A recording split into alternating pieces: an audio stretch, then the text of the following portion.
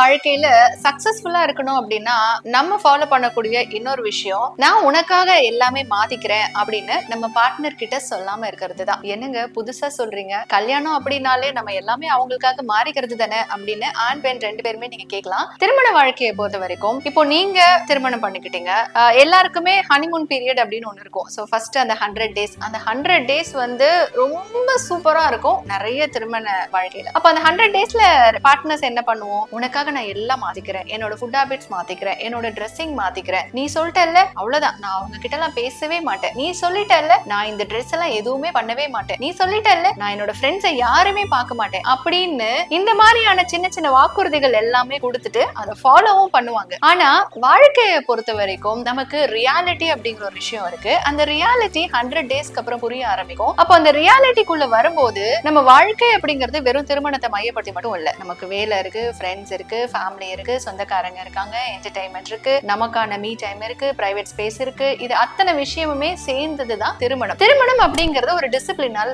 Life style. But ஆனா இதை தாண்டி நான் உனக்காக எல்லாம் பண்றேன் அப்படின்னு சொல்லி ஒரு 6 மாசத்துல இருந்து 1 வருஷம் வரைக்கும் பண்ணிட்டு 1 வருஷத்துக்கு அப்புறம் நமக்கே தோணும் நம்ம ஏன் இதெல்லாம் வந்து பண்றோம் அப்படின்னு. அதை ரெகக்னைஸ் பண்ணல அப்படின்னா இன்னும் பார்ட்னர் மேல வெறுப்பு அதிகமா தான் ஆகும். நான் உனக்காக எல்லாம் என்னெல்லாம் பண்ணிருக்கேன், நீ ஏன் எனக்காக பண்ண மாட்டேங்கிற அப்படிங்கிற எக்ஸ்பெக்டேஷன்ஸ் உருவாகும். அந்த எக்ஸ்பெக்டேஷனை பார்ட்னர் வந்து மீட் பண்ணல அப்படின்னா கண்டிப்பா அவங்களுக்குள்ள சண்டையும் உருவாகும். திருமணம் அப்படிங்கிற ஒரு விஷயத்துல நீங்க முக்கியமா பண்ண வேண்டியது உங்களுடைய பார்ட்னரோட இயல்பை அப்படியே ஏத்துக்கிறது. இன்னும் சொல்ல போனா இப்போ என்னுடைய ஹஸ்பண்ட்க்கு வந்து இட்லி தோசை சாப்பிடுறது, இன்னும் குறிப்பா தோசை சாப்பிடுறது அப்படிங்கிறது ரொம்ப பிடிக்கும். எனக்கு தோசை அப்படிங்கிற வார்த்தையே பிடிக்காது. என் ஹஸ்பண்ட்க்கு நைட் எல்லாம் உட்காந்து படம் பாக்குறது ரொம்ப பிடிக்கும். எனக்கு வந்து கண்டினியூஸா படம் பாக்குறது அப்படிங்கிறது எனக்கு பிடிக்கவும் பிடிக்காது, எனக்கு பழக்கமும் இல்லை. ஆனா இன்னைய வரைக்கும் இந்த 2 விஷயத்தையும் நாங்க 2 பேர் மேலயுமே குறையா சொன்னதே கிடையாது. ஏன் அப்படின்னா ஹோட்டல் போகும்போது ஓகே உங்களுக்கு தோசை பிடிக்குமா நீங்க சாப்பிடுங்க, எனக்கு சப்பாத்தி பிடிக்குமா நான் சாப்பிடுறேன், ஓகே உங்களுக்கு படம் பாக்குறது பிடிக்குமா